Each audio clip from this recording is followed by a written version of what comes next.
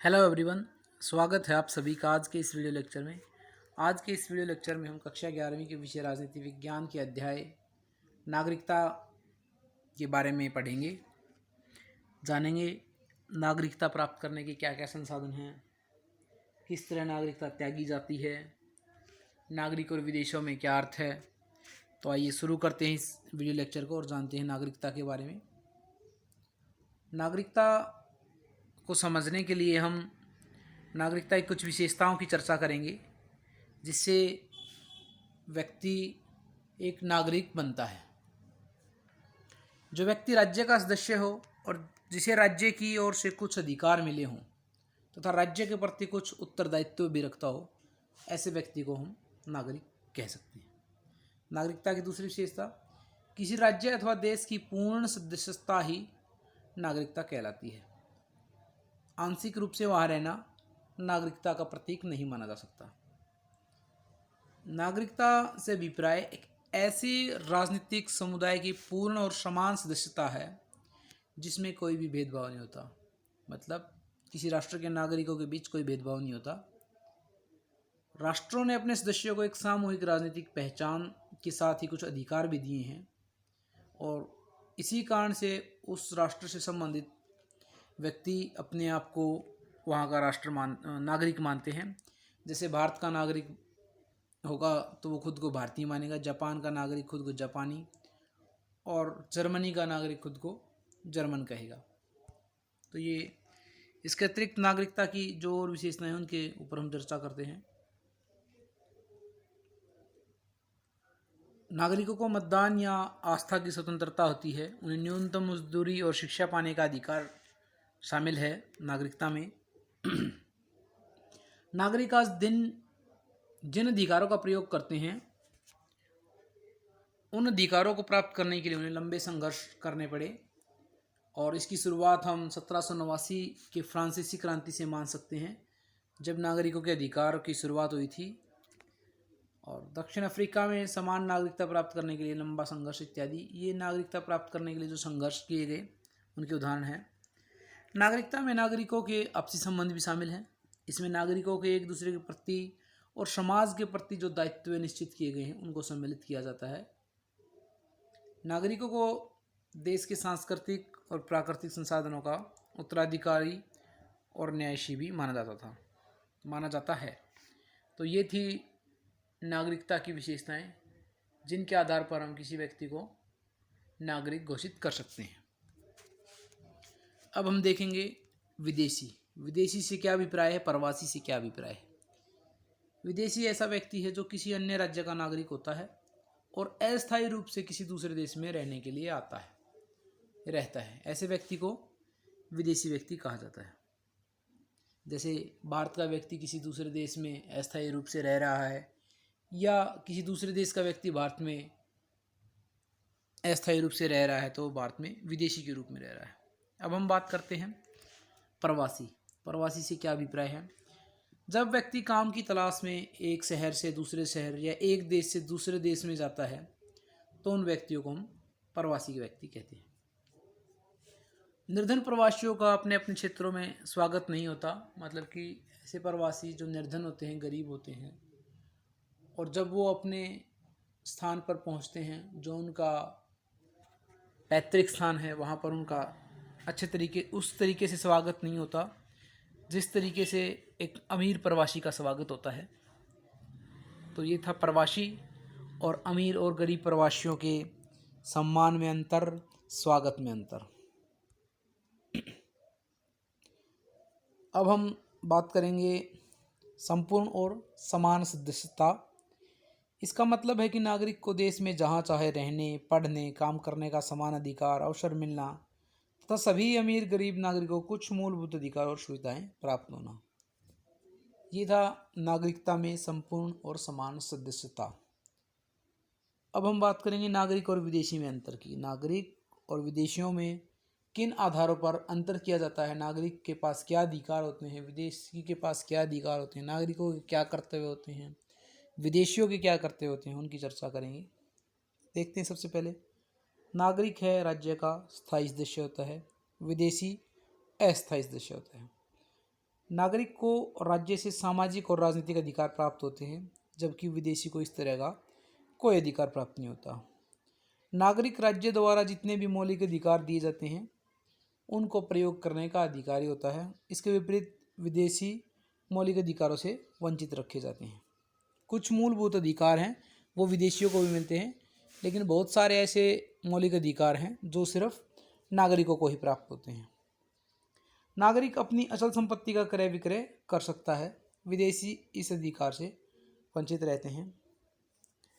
राज्य नागरिकों को सैनिक सेवा के लिए विवश कर सकता है, मतलब जो राज्य है वहाँ के रहने वाले स्थायी नागरिकों को अपने राज्य में सैनिक सेवा देने के लिए विवश कर सकता है। इस तरह का उदाहरण हमें कई देशों में देखने को मिलता है, जहाँ पर प्रत्येक व्यक्ति के लिए सैनिक सेवा अनिवार्य कर दी गई है, लेकिन राज्य विदेशियों को सेना में भर्ती होने के लिए बाध्य नहीं कर सकता। और सामान्यतः प्रयास यही किया जाता है कि विदेशियों को सेना जैसे संवेदनशील विभागों में भर्ती करने से बचा जाए, क्योंकि कोई भी राज्य विदेशियों पर उतना विश्वास नहीं कर पाता जितना वो खुद के देश के नागरिकों पर करता है। इसलिए जो सैनिक सेवाएं हैं उनमें विदेशियों को शामिल नहीं हो पाते। नागरिक अपने राज्य के प्रति बहुत सारे कर्तव्यों का पालन करता है, जबकि विदेशी राज्य के कानून का पालन अवश्य करता है, लेकिन वह कर्तव्य पालन करने के लिए बाध्य नहीं है। नागरिक अपने राज्य के प्रति पूर्ण भक्ति और निष्ठा रखता है, जबकि विदेशी होता है उसकी निष्ठा उसके खुद के देश के प्रति होती है। नागरिक ऐसी शर्तों से मुक्त रहते हैं जो विदेशियों के लिए अनिवार्य हैं। विदेशी जो व्यक्ति होते हैं उन पर राज्य अनेक प्रकार के प्रतिबंध लगा देता है और विदेशियों को उन प्रतिबंधों को मानना पड़ता है। जब तक नागरिक कोई अधिक गंभीर अपराध नहीं करता तब तक राज्य अपने नागरिक को देश से निर्वासित नहीं कर सकता, और विदेशी को तो बिना कारण बताए विदेश छोड़ने के लिए बाध्य किया जा सकता था। तो ये थे नागरिक के और विदेशियों के बीच अंतर, नागरिक के अधिकार, विदेशियों के कर्तव्य। अब हम बात करेंगे प्रतिवाद के तरीके, विरोध के तरीके कि नागरिक किस प्रकार विरोध कर सकते हैं। नागरिक समूह बनाकर, प्रदर्शन करके, मीडिया का इस्तेमाल कर, राजनीतिक दलों से अपील कर या अदालत में जाकर जनमत और सरकारी नीतियों को परखने और प्रभावित करने के लिए स्वतंत्र समान अधिकार। शहरों में अधिक जनसंख्या है और उनमें से अधिकतर जनसंख्या झोपड़पट्टी और अवैध कब्जे की भूमि पर बसे लोगों की है, और ये लोग बहुत काम के लोग हैं, क्योंकि इनके बिना एक दिन भी गुजारा नहीं किया जा सकता। जैसे सफाई कर्मी हैं, फेरी वाले हैं, घरेलू नौकर हैं, नल ठीक करने वाले इत्यादि लोग हैं। ये हमारी आम जिंदगी की आवश्यकताओं को पूरा करते हैं। नागरिक और राष्ट्र, नागरिक और राष्ट्र के बीच किस तरह का संबंध होता है। कोई नागरिक अपनी राष्ट्रीय पहचान को एक राष्ट्रगान, राष्ट्रीय झंडा, राष्ट्रभाषा या कुछ उत्सवों के आयोजनों जैसे प्रतीकों द्वारा प्रकट कर सकता है। लोकतांत्रिक देश यथासंभव समावेशी होते हैं, जो नागरिकों को राष्ट्र के अंश के रूप में अपनी पहचान बनाने की इजाज़त देता है। जैसे फ्रांस, जो यूरोपीय मूल के लोगों को ही नहीं अपितु उत्तर अफ्रीका जैसे दूसरे क्षेत्रों से आए नागरिकों को भी अपने में सम्मिलित करता है। इसे राज्यकृत नागरिकता कहते हैं। ये आगे पढ़ेंगे, राज्यकृत नागरिकता किस प्रकार की नागरिकता है। जब किसी नागरिक को राज्य अपने अंदर सम्मिलित करता है विशेष परिस्थितियों में, तो ऐसी नागरिकता को राज्यकृत नागरिकता कहा जाता है। राज्यकृत नागरिकता के लिए आवेदकों को अनुमति देने की शर्तें प्रत्येक देश में अलग अलग होती हैं। जैसे इजराइल, अब हम देखते हैं नागरिकता प्राप्त करने के तरीके। जो राज्यकृत नागरिकता की बात की थी, राज्य कुछ विशेष परिस्थितियों में व्यक्तियों को नागरिकता देता है, उनके हम तरीके देखते हैं। पहला पंजीकरण, दूसरा देशीकरण, तीसरा वंश परंपरा, और चौथा है किसी भी क्षेत्र का राज्य क्षेत्र में मिलना। पंजीकरण, जब कोई विदेशी व्यक्ति या हमारे देश का व्यक्ति दूसरे देश में जाकर रहता है और वहाँ जो पंजीकरण की शर्तें हैं उनको पूरा करता है, तो वो राज्य हमारे देश के नागरिक को वहाँ एक पंजीकृत नागरिक घोषित कर सकता है। देशीकरण, अपने देश में सम्मिलित करने की शर्त को पूरा करने पर व्यक्ति को देशीकरण के द्वारा नागरिकता प्राप्त की जा सकती है। वंश परंपरा, अगर कई देशों में हमें नागरिकता के लिए वंश परंपरा देखने को मिलती है। जैसे अगर माता पिता में से कोई भी एक किसी देश का नागरिक है तो उस बच्चे को 2 देशों की नागरिकता प्राप्त हो सकती है। ये है वंश परंपरा के आधार पर, क्योंकि उसके माता या पिता उस देश के नागरिक थे। इस आधार पर संतान को उस देश की नागरिकता अपने आप मिल जाती है। और अंत में किसी भी क्षेत्र का राज क्षेत्र में मिलना, मतलब कि युद्ध के द्वारा या जीत के द्वारा अगर कोई देश किसी दूसरे देश के क्षेत्र को अपने क्षेत्र में सम्मिलित कर लेता है तो उस क्षेत्र के निवासियों को जिस देश की जीत हुई है उस देश की नागरिकता मिल जाती है। अब विस्थापन के कारण, नागरिकता त्यागने के कारण, युद्ध, अकाल, उत्पीड़न। जैसे हमने युद्ध में देखा कि जब कोई दूसरा देश किसी क्षेत्र को जीत लेता है या कब्जा कर लेता है तो उस देश को उसी जीतने वाले देश की नागरिकता मिल जाती है। इस प्रकार जीतने वाले देश की नागरिकता तो मिलती है, लेकिन जो देश हार गया, मतलब जिसका वो पहले क्षेत्र था, उस देश की नागरिकता समाप्त हो जाती है। अकाल की परिस्थितियों में लोग अपना देश छोड़कर दूसरे देश में पेट भरने के लिए जाते हैं और वहीं की नागरिकता प्राप्त कर लेते हैं, अपने देश की नागरिकता त्याग देते हैं। और उत्पीड़न,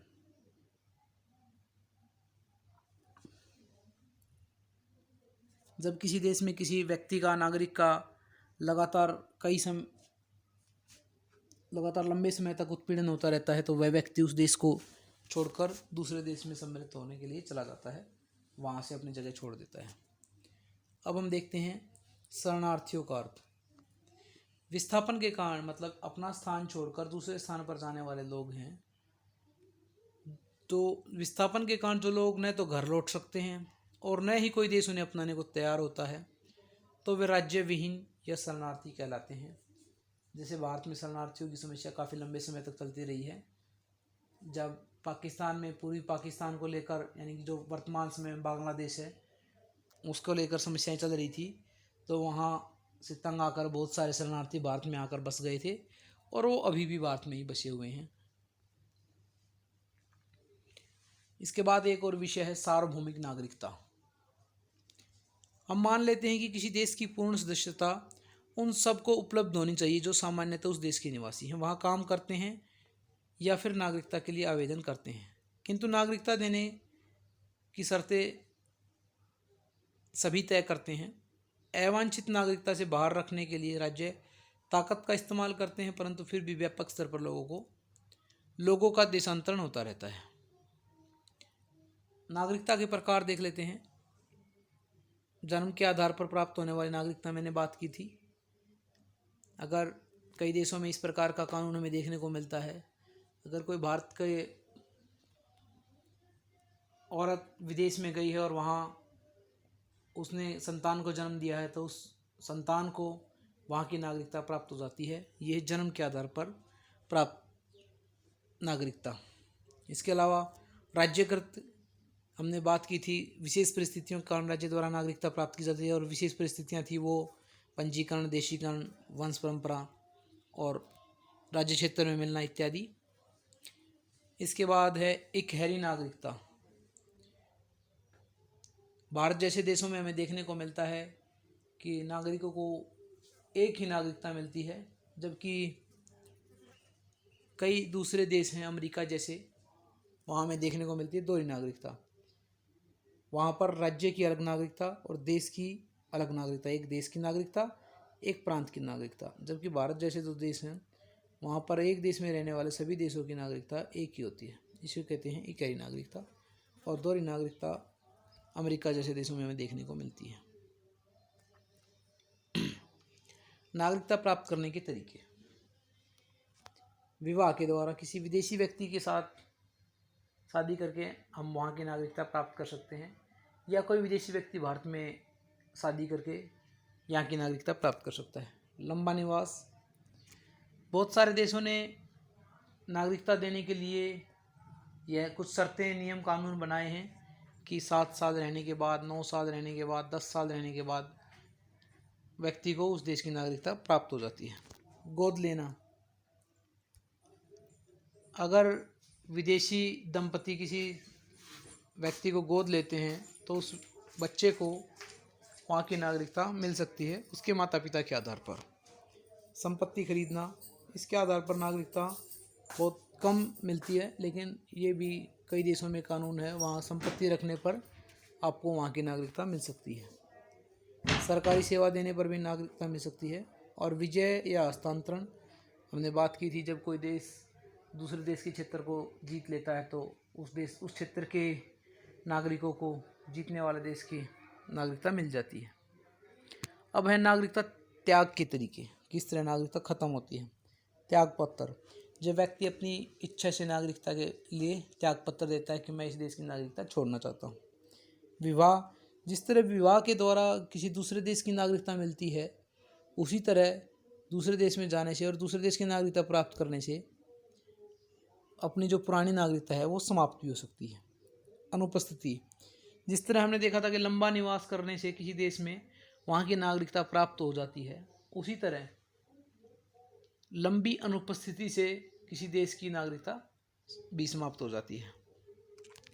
दोहरी नागरिकता की स्थिति में, जब कोई नागरिक इंसान 2 या 2 से अधिक देशों की नागरिकता ले लेता है तो कुछ देशों ने इस प्रकार के कानून बनाए हुए हैं कि वो उसकी नागरिकता समाप्त कर देते हैं।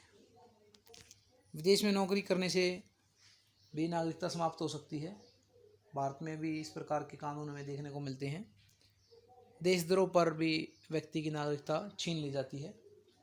देशद्रोह का केस लगने पर नागरिकता छीन ली जाती है। तो ये थे नागरिकता प्राप्ति के तरीके और नागरिकता त्याग के तरीके।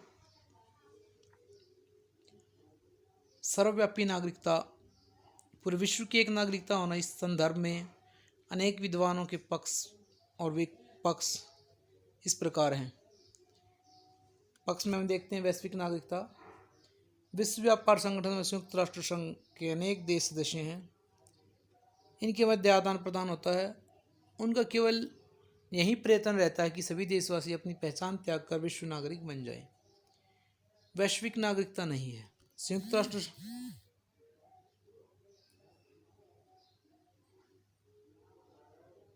विश्व व्यापार संगठन आर्थिक संगठन है, उसके पास दंडात्मक शक्ति नहीं है, इसलिए वैश्विक नागरिकता नहीं है। अगर विश्व नागरिकता हो तो उसके क्या लाभ रहेंगे। पहले विश्व नागरिकता की बात करते हैं। आज हम ऐसी दुनिया में रहते हैं जो आपस में एक दूसरे से जुड़ी हुई है। संचार के साधन, टेलीविज़न, इंटरनेट हमारे संसार को समझने के ढंग में भारी परिवर्तन किया है। एशिया की सुनामी या बड़ी आपदाओं से पीड़ित सहायता के लिए विश्व के सभी भागों से उमड़ा बहुउद्गार विश्व समाज की उभार की ओर इशारा कर रहा है। इसी को विश्व नागरिकता कहा जाता है। विश्व नागरिकता के लाभ क्या रहेंगे। इससे राष्ट्रीय सीमाओं के दोनों तरफ उन समस्याओं का समाधान हो जाएगा जो बहुत देशों की सरकारों और लोगों की संयुक्त कार्रवाई जरूरी होती है। इससे प्रवासी और राज्य विहीन लोगों की समस्या का निपटान हो जाएगा। तो आज का ये वीडियो लेक्चर यहीं समाप्त होता है। Thanks for watching. Keep watching, keep sharing. Thank you.